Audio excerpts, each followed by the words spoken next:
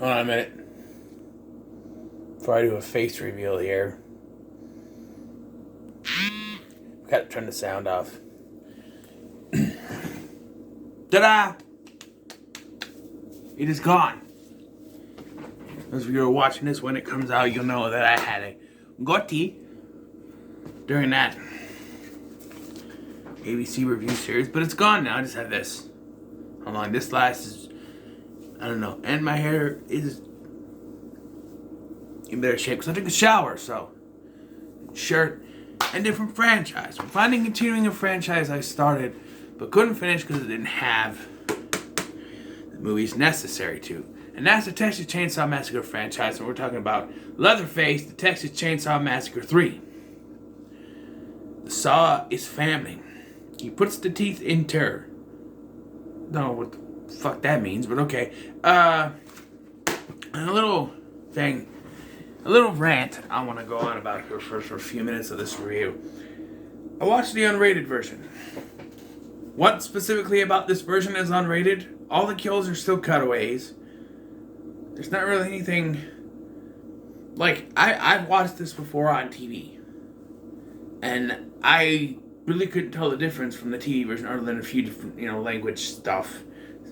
A little few more things were cut away. Like, I don't think they showed them with the armadillo thing. I don't know. I also want to call out the Leatherface on this cover. It looks nothing like R.J. Maloff's Leatherface. And so far, of the Leatherface movies I've seen, he's probably the worst? Not the worst. The one in Texas Chainsaw Massacre 2 was worse. I'm talking about the look and the overall portrayal. He just didn't seem to work. He was more of a lonely heart type guy. He was in love with Stretch. This one, he has a little girl that's maybe his daughter. I don't know. He's not bad, but I don't know. Gunnar Hansen and Andrew Banarski. Those are the two I hold in highest regard. Those are the two best. Also, those are the only two I really, know about. Well, Gunnar, but still pretty good. And I've heard that Kane Hodder actually does some stunt work as Leatherface in this. Maybe, but yeah, I heard this be called the most forgettable one, and yeah, I could see that.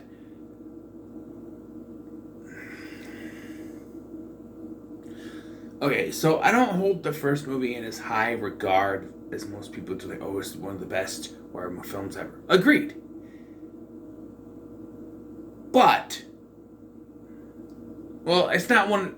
Okay, I think it's like top tier echelon horror film. I think it's a good movie. The first one, I think it's a good movie. Franklin is the most annoying thing I've ever heard. And much like Carrie, I compare it to Carrie because much like Carrie, it's... What's the word? Jarring, I guess. The cinematography is different, but it's jarring, it's gritty, it's grainy, it's kind of, shock and awe, I think are the words. It just... Unsettling. Unsettling would be the word. That movie is unsettling. So, rewatch value. Not something that it has for me. I rewatched the remake, even though that's gritty and dark and grimy. I rewatched that. I like the characters in that one. I would also rewatch this one because it flies by, man.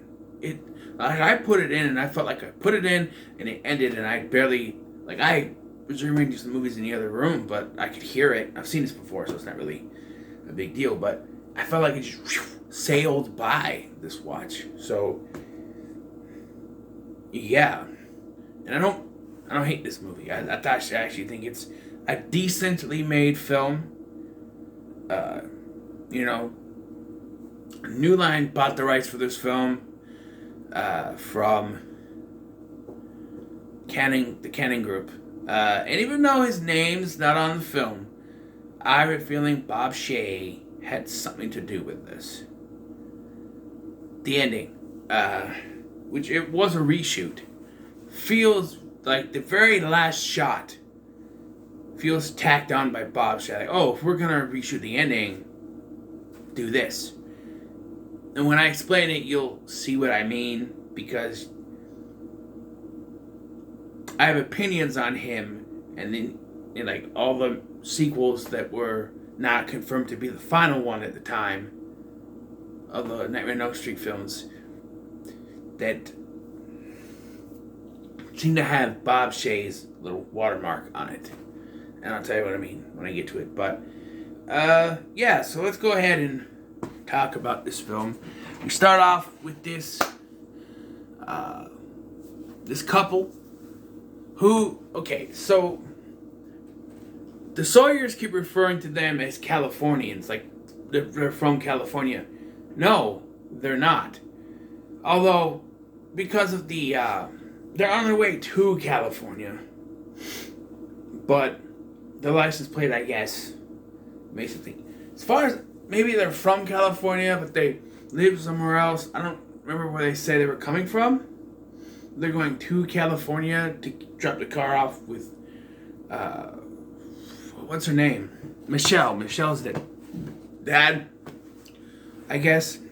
And our main characters are Michelle and Ryan, played by Kate Hodge and William Butler. And you may recognize William Butler from Friday the 13th, Part 7, The New Blood. He was one of the first victims. And the little girl in this actually played young Tina in Friday the 13th, The New Blood. Or she was, yeah, little Tina. Duh. So, we actually start with Leatherface killing this one girl, this one chick, and her sister is watching, and then we cut to our main characters. There's also a thing with bodies being found, and we see Carolyn Williams, and okay, so there's I gotta go way back first. There's a text crawl that I want to talk about, as you would in the Texas Chainsaw Massacre franchise. It retcons the second film, I think. So it says, after the events of the first film, Sally Hardesty, Marilyn Burns' character in that film, was the only survivor, and she died in 1977. And they said that the only Sawyer they found was a W.E. Sawyer, and he was given the gas chamber. Okay, so let's discuss this for a minute, alright? Who is W.E. Sawyer, and they're retconning the second film? Well, you can take it one or two ways. You can first have the second film take place in its continuity, which means that Carolyn Williams' character in this, who was only have a one little cameo, is Stretch. But you think if it was Stretch, she would be more involved in the plot than just a cameo at the beginning. Also, she was working for a radio station, and here she's a journalist, so maybe it's not her. But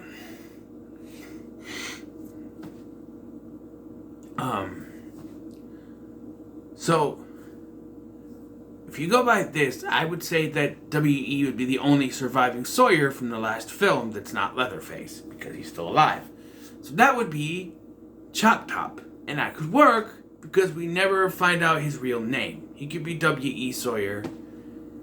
I could see him surviving his fall just because, but everyone else exploded it, so Grandpa's corpse is apparently still in this somehow, but I don't know. But let's do the logical thing and say that only the first film takes place in the continuity. Then the only person W.E. Sawyer could be is Drayton. And you're sitting there going, wait, Scotty, we know his name, right? Technically, yes, but in the first film, he's just known as the cook. So technically, he didn't have a name in the first film. If I remember correctly, he was just the cook. So technically, they could have retconned his name from Drayton to W.E. And it makes sense he would be the only one left because, you know, Leatherface is chasing after Sally. And so if they go back there, Drayton would probably be the only one at the time. If they go back right away, Leatherface is probably hiding somewhere, and Drayton is the only one there.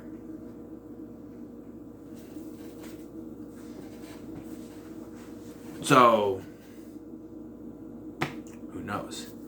But, yeah, so we get our main characters driving down the road, and they hit an armadillo, and she's like, oh, I can kill it, but she can't do it. And I'm going, no, don't do it. But Billy from the Power Rangers, he does it. He looks like Billy from the Power Rangers, even wearing blue. He does it, and then they stop at a gas station where we meet Alfredo, who is a Sawyer. And he's like cutting up pictures of naked women, and he's a real creepy fucker too. We see a guy named Tex, who was hitchhiking. And I wonder if they made the decision to make him a Sawyer later in the production, because it seems like he's just coming across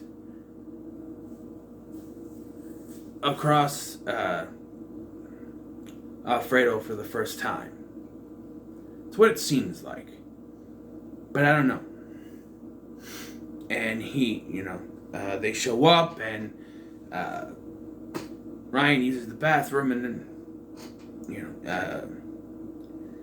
Alfredo fills it up with gas, which he does from back. I don't remember a car ever having a gas tank in the back. Maybe like the very back, behind on the trunk. I don't know. Maybe they are designed. It's a weird design if it is. Much like the Volkswagen having the engine in the back. It's really weird. But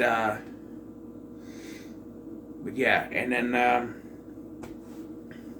she goes to the bathroom, and we see that Alfredo has a peephole, which then Tex, which is played by Viggo Mortensen, by the way, and Tom Everett plays Alfredo. But he throws Alfredo out, and Alfredo freaks out, grabs his shotgun, and Tex tells them to leave, and he shoots at the car, and then apparently shoots Tex. But you can even tell from watching this that he jumps out of the way of the bullet, so he doesn't get shot. And then later we see that someone is taking the truck, and Alfredo's shooting up at the sky like, hee-haw, go ahead and do it, boy. And yeah, it's obvious who it's going to be, because later Tex just shows up, flaying his body. It's like, wait, how did he get way out there? And well, then Alfredo was out there later too, but it just doesn't make any sense how he got there either, because unless Tex came back for him, I don't know. Yes, Tex is a Sawyer. But then we meet Benny, played by Ken Foree, who was Roger Rockmore in Kenan and Kel, and Joe Grizzly bitch in Rob Zombie's Halloween. And they get in a car accident that's they're not on the same screen, they're not on the same road, but they have a car accident, and then another Sawyer shows up, Tinker, who's a successor to Chop Top apparently, because he's got a fake arm scratching his head with. And so then Benny realizes that you can't trust this guy, so Tinker tries to run him off the road. Leatherface shows up, and there's a fight there, and then we see that they both get captured by the Sawyers. So they're taken in, and Ryan is hung upside down. And we see the family here. We have the aforementioned Tex, Alfredo, Tinker, the little girl, and Mama. Apparently there's a Mama here. She does bumfuck anything in this film, but yeah. The little girl uses the mechanism to kill Ryan. Rest in peace. We barely knew you. Apparently, yeah, obviously we barely knew him. All we know is that their relationship was on the rocks and he's dead. So, yeah, no more Power Ranger for him. But then Benny shows up and just starts shooting the fuck out of the place, and he shoots off Tinker's ear and fingers, and then kills Mama. And so Rostel's able to get away, and then we have a showdown with Benny and Tex, where Benny sets the fucker on fire. So Yeah. Looking like some Kentucky Fried, motherfucker.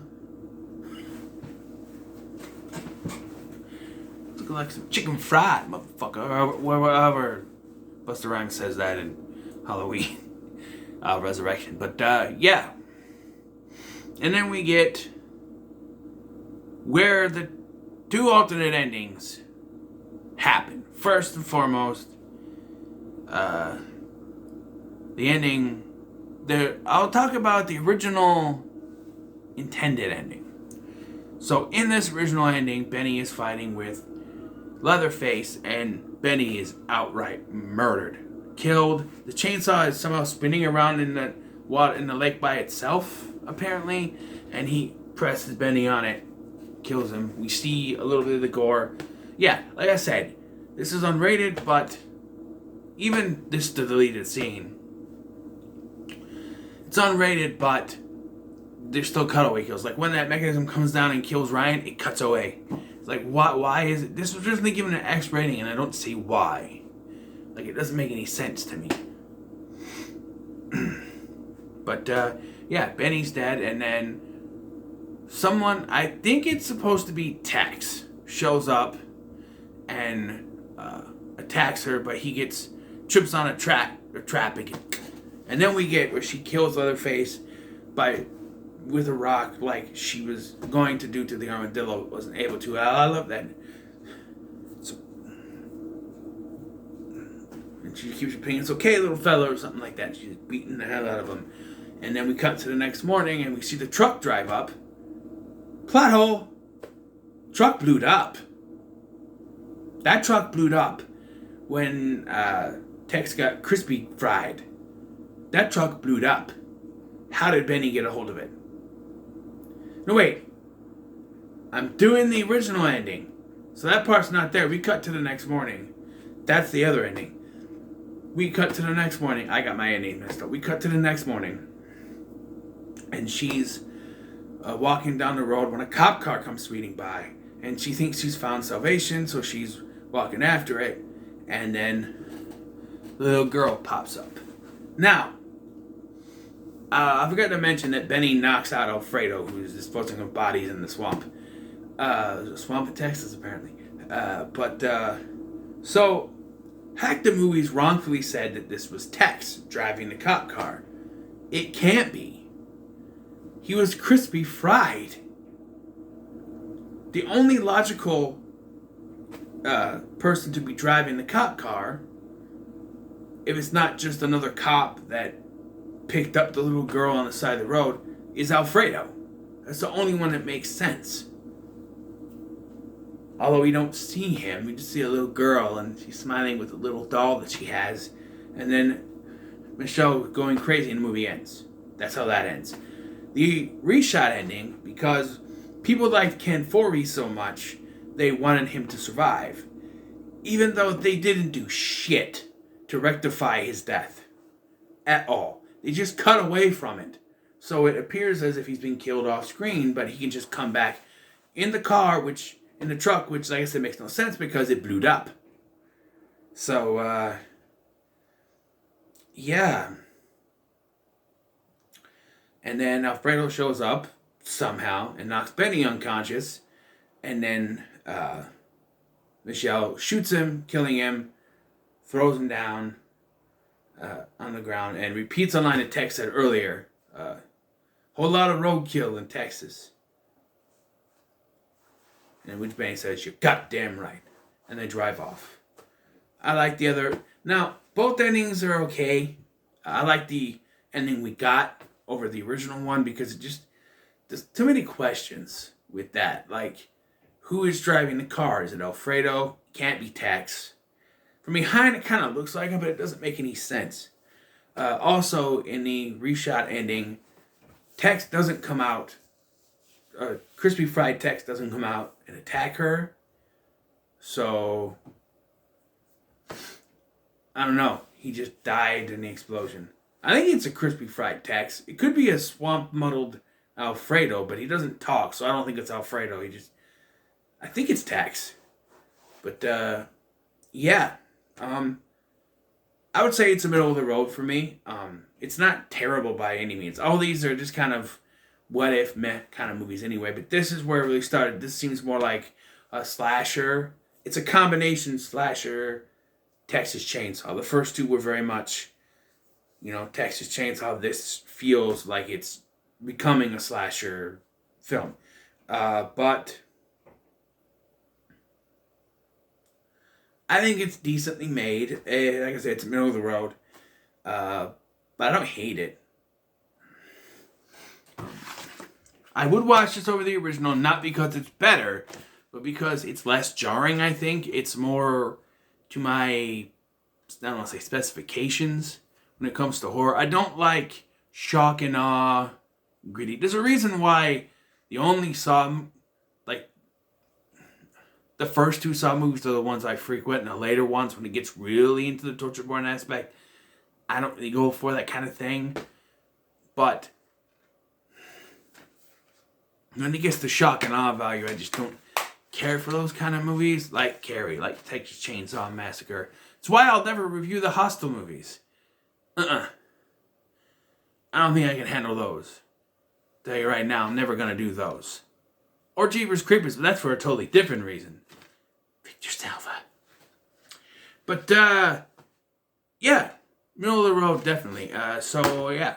I'm going to be trudging forward on these reviews for the Texas Chainsaw Massacre movies. I need to finish those, so we'll see how far I get this weekend. And what are your thoughts on on Leatherface, Texas Chainsaw Massacre 3? Leave them comments below. Make sure to like, share, and subscribe. Thank you for watching. I've been Scotty, and I'll see you in the next one. And remember, the Saw is family. I forgot to mention before you go, he does get this solid gold chainsaw in the film. That's pretty cool. But in this version, with the ending, he never really uses it. With the ending that they put in theaters and stuff, he never uses it. He does on Benny in the original ending, but, yeah. I'll see you in the next one.